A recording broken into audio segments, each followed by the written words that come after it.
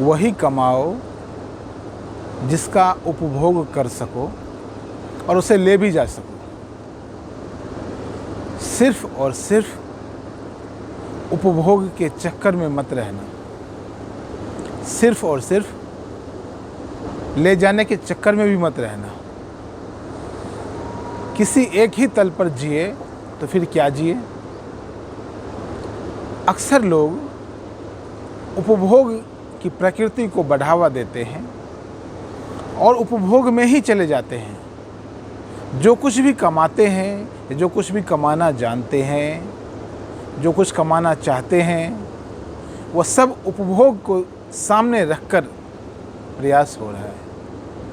क्या आप भी वैसा ही कर रहे हैं? यदि हाँ, तो एक दिन आपको भी पछताना पड़ेगा। और क्या आप दूसरी पंक्ति में खड़े हुए लोग हैं जो वो कमा रहे हैं जिससे साथ ले जा सकें? तो कहीं ना कहीं हो सकता है इस जन्म में आपको भी पीछे मुड़ के कभी देखना पड़े तो अरे हमने संसार में क्या पाया। जो तथाकथित साधु लोग हैं वह भी एक समय के बाद पछताने लगते हैं। तथाकथित साधु की बात कर रहा हूँ। आपसे सध गया जीवन तो बात अलग है, नहीं सधा तो संसार को भी साधना, उपभोग को भी जानना, एक और शब्द है उपयोग, उसको भी जानना, और जो ले जा सको उसको भी जानना। हम साधु लोग संसार में ही रहते हैं, आपकी तरह ही भोजन करते हैं, वस्त्र पहनते हैं, जो दिनचर्या है वो करते हैं, साथ में साधना भी करते हैं। साधना किस लिए? ताकि उसे ले जा सके। साधना ही आपके साथ जीवन की यात्रा पे चलती है। बाकी सब कुछ इसी घाट पे रह जाएगा। यह हरिद्वार का उत्तराखंड का सबसे बड़ा घाट है, जहाँ पर कि पीछे ही सती घाट है जहाँ अस्थि विसर्जन होता है, और आगे सबसे बड़ा घाट है जिस पर कि दाह संस्कार का कार्यक्रम होता है। मैं दोनों घाट के बीच में बैठा हूँ। 50 कदम की दूरी पर दाह संस्कार हो रहा है मेरे आगे, और मेरे पीछे 50 कदम की दूरी पर अस्थि विसर्जन हो रहा है। यह ख्याल तब आता है जब यहाँ पर आते हुए लोगों को देखता हूँ। शरीर तो यहाँ छूट गया, शरीर यहाँ छूट जाता है, दाह संस्कार हो जाता है, शरीर खत्म हो गया। जो कुछ भी बचा था पीछे गंगा मैया में विसर्जित हो गया सती घाट पे, वो भी समाप्त हो गया। बचा क्या? आपकी कॉन्शियसनेस तब भी बच जाती है, आपकी चेतना तब भी बच जाती है। जब आप नहीं बचते तब भी कुछ बच जाता, उसका नाम भी एक कमाई है। उस कमाई का नाम कॉन्शियसनेस, उस कमाई का नाम चेतना की कमाई है। आपने जो संग्रह किया भौतिक पदार्थ, वह भी एक कमाई है, उसके लिए भी आपने प्रयास किया है, वो भी एक अर्निंग है। लेकिन आपने जो अपने कॉन्शियसनेस को पाया है, सचेतना को पाया है, संबोधि को पाया है, वह भी एक कमाई है, वह और भी ज़्यादा गहरी कमाई है।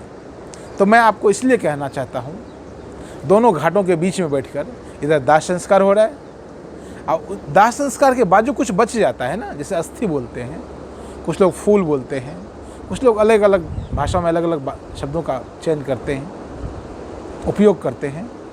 तो आप इन दोनों घाटों के बीच में, जीवन के दोनों क्षेत्रों में, जीवन के दोनों छोर पर जब सब कुछ छूट जाए तो उसके बाद आपके पास क्या बचा रहेगा, उसके बारे में ज़रा विचार करना, ज़रा सोचना कि आपके साथ क्या जाएगा। क्योंकि आए हो तो जाना है, आए हो तो कुछ ले करके आए हो। इस जन्म में जो कुछ भी आप हो, कुछ ना कुछ तो पीछे से ले करके आए हो। और इस जन्म में जो आप हो, यदि कुछ नहीं कमाया तो फिर जब आओगे तो क्या लेके आओगे? यह जीवन यदि आपका सुंदर है तो इसके पीछे भी पूर्व की कमाई है। अगला जीवन भी यदि सुंदर हो जाएगा तो आज की कमाई है। दोनों के बीच में मैं आपसे बात कर रहा हूँ। साधु करता भी यही है। साधु सिर्फ बोलता नहीं है। मैं सिर्फ बोलने के लिए नहीं बोल रहा, मैं इस क्षण को, मैं दोनों दौर को देख रहा हूँ। 50 कदम आगे की प्रक्रिया को भी देख रहा हूँ और 50 कदम पीछे जो प्रक्रिया चल रही है उसको भी देख रहा हूँ, और दोनों के बीच में बैठकर आपसे बात कर रहा हूँ। तो कॉन्शसनेस की प्राप्ति के लिए भी प्रयास करना, साधना भी करना और साधन भी जुटाना। भौतिक जगत में रहना है तो भौतिक संसाधन चाहिए, वो अनिवार्य है। उसके लिए भी प्रयासरत रहना, उसका भी उपभोग करना, उसका भी उपयोग करना। उपभोग भी करना और उपयोग भी करना, फंस मत जाना, दोनों के बीच में घुस मत जाना, दोनों के साथ एक मत हो जाना। उपभोग किया फिर बाहर खड़े होकर देखना, उपयोग किया फिर बाहर खड़े होकर देखना। वहां से धीरे धीरे कॉन्शसनेस सधने लग जाएगा, देखने की एक क्षमता विकसित होने लग जाएगी। अच्छा, इसका हम उपभोग कर सकते हैं, बात खत्म। इसका हम उपयोग कर सकते हैं, बात खत्म हो गई। प्यास लगी, जल पी लिया, हमने जल का उपभोग कर लिया, बात खत्म हो गई। वीडियो बनाना है, एक माइक लगाया, इस माइक का हमने उपयोग कर लिया, बात खत्म हो गई। अब मैं माइक में घुस जाऊं तो यह आसक्ति है। माइक में ना घुसूं, माइक को अलग देखूं और खुद को अलग देखूं, दो अलग अलग बातों को देखूं, या देखने की जो दृष्टि है या कॉन्शसनेस, माइक यहीं रह जाएगा। माइक की कोई चेतना नहीं है, पर आपकी चेतना है। आपके पास एक दृष्टि है, आपके पास एक विजन है। माइक तो निर्जीव प्राप्त, एक अपने आप को स्वयं की नज़र से देखना और एक अपनी नज़र से वस्तुओं को देखना, ये दोनों के बीच में भेद करना जरूर सीखना। वहाँ से कॉन्शसनेस की यात्रा शुरू हो सकती है। वहाँ से देखने की कला आपके भीतर आ सकती है। यह देखने का ढंग आपके भीतर आए, मैं इसी के लिए प्रयासरत हूँ। मैं प्रार्थना करता हूँ कि सभी व्यक्ति सचेतन हो सके, क्योंकि मैं जानता हूँ और मैं इस बात को मानता भी हूँ। इसका उल्टा भी मैं कह सकता हूँ, मैं इस बात को मानता भी हूँ और इस बात को मैं जानता भी हूँ, जो जितना कॉन्शस है वो उतना सफल है। यह बात जीवन के हर एक क्षेत्र में भी लागू होती है। जो व्यक्ति जितना कॉन्शस है वो उतना सफल है, या कि जो जितना सफल है वो उतना कॉन्शस है। यह जीवन के जो बाहरी आयाम है, जो सांसारिक आयाम है, जो भौतिक आयाम है, इस पर भी लागू होते हैं। ठीक इसके साथ ही जीवन के जो भीतरी आयाम है, जो जन्म मरण का जो चक्कर है, जो आवागमन की जो बात है, आने और जाने की बात है, उस पर भी ऐसे ही लागू होता है।